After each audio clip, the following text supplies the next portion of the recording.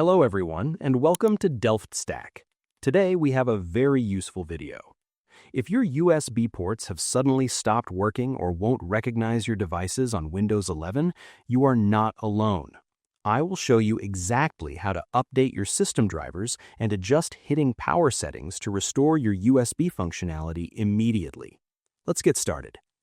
First, right-click on your Windows Start button and open the Device Manager.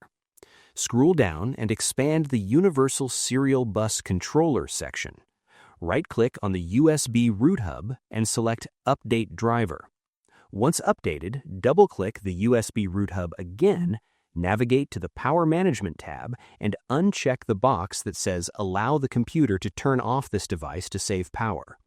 This step is crucial because Windows frequently cuts power to inactive USB ports to save battery life, and buggy power management can cause the ports to remain permanently shut off even when you plug something in.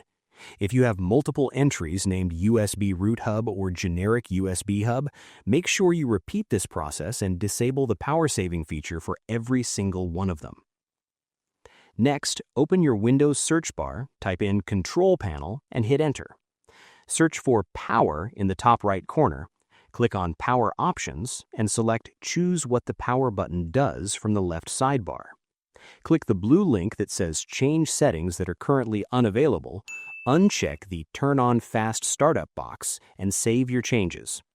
Disabling this is important because fast startup essentially puts your PC into a deep hibernation state rather than fully shutting it down, which can prevent the operating system from properly detecting hardware changes like newly connected USB devices when it wakes back up. Now go back to the main power options screen in the control panel and click Change Plan Settings next to your active power plan. Click on Change Advanced Power Settings to open a new small window. Expand the USB Settings category, expand USB Selective Suspend setting, and change the setting to Disabled for both battery and plugged-in modes.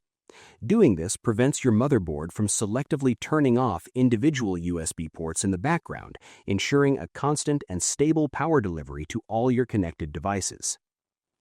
Finally, if nothing else works, search for Registry Editor in Windows and open it.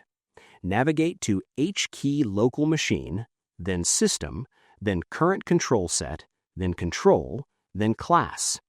Look for the folder starting with 4D36E965, click on it, and if you see files named Upper Filters or Lower Filters on the right side, right-click and delete them.